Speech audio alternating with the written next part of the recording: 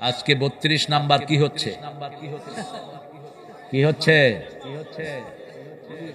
না, এটা আমি সাপোর্ট করব না। ওটাকে মসজিদ বানায় দিতে, ঠিক কিনা? মানুষ নামাজ পড়তো, মানুষ কি পড়তো?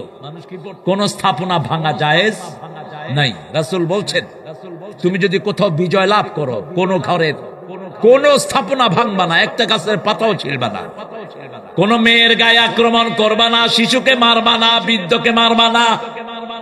যে অপরাধী তাকেই শাস্তি দাও, কিন্তু সেও যদি মাফ চায় তারে মাফ করে দাও। এই বিল্ডিং এ তো অন্য কেউ থাকতে পারতো, ঠিক না ঠিক? এটা রাস্তা ধরে আরো অনেক বিল্ডিং ভাঙা হচ্ছে, কি লাভ? একটা বিল্ডিং বানাতে বছরকে বছর সময় যায়, আর ভাঙতে তো একদিনেই ভাঙে ফেলে যায়, ঠিক কিনা? কেউ না থাকলে ওটাকে মিউজিয়াম করে দাও, ওটাকে মসজিদ বানিয়ে দাও, হেফজখানা বানিয়ে দাও। মোটরসাইকেল পুড়িয়ে দিলেন 100টা, ক্ষতি হলো আমাদের। 100টা মোটরসাইকেলে 100 জন লোক চলাফেরা করতে পারতো, 2 জন 3 জন করে চলাফেরা করতে পারতো, আপনি ভেঙে দিলেন। বৈষম্য সবখান থেকে দূর করতে হবে। আমাদের পুলিশদেরকে মারা হচ্ছে, পুরুষদের কোনো হিসাব কেউ রাখে না। পুলিশটা তো বলির পাঠা হয়েছে ওই বেয়াদবের। পুলিশদের তো কোনো অপরাধ নাই, যেগুলো অপরাধী পুলিশ ওগুলো চুরি করে ভাগছে, ঠিক না ঠিক? কিন্তু নরমাল বহু পুলিশ মারা গেছে কি যায়নি? ওদের পরিবারের তো খবর নাই, ওদের না খেয়ে থাকতে। এখন এই জন্য পুলিশটা কি ইনঅ্যাক্টিভ। দেখবেন পুলিশ কোনো কাজ করে না।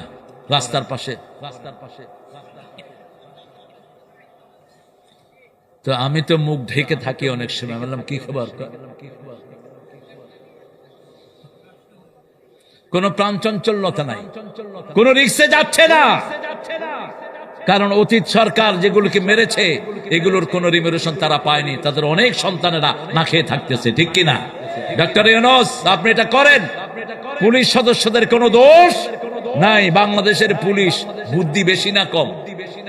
এদের জিনিয়াস, এরা চোখ দেখে আসামি চিনে।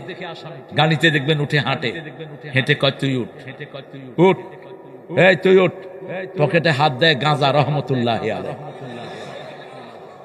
আরেক পকেটে হাত দেয় ইয়াবা মাদ্দা জিল্লুহুল আলী। কি দেখে চিনে? কি দেখে? চোখ দেখে। এই পর্যন্ত আমাকে একজন পুলিশ গত 30 বছরে বরণে যে স্যার আপনি আসেন, কিন্তু আরেকজন হুজুর আছে পুলিশ হেরে দেখলে কয় তুই নাম নাম নাম। চোখ দেখেই মানুষের ভিতরটা বোঝা যায়, ঠিক না ঠিক? আল্লাহ আমাদের পুলিশদেরকে আপনি হেফাজত করেন। এই বাহিনীতে তো গঠন করেছেন ওমর ফারুক, এরা যদি ভেঙে পড়ে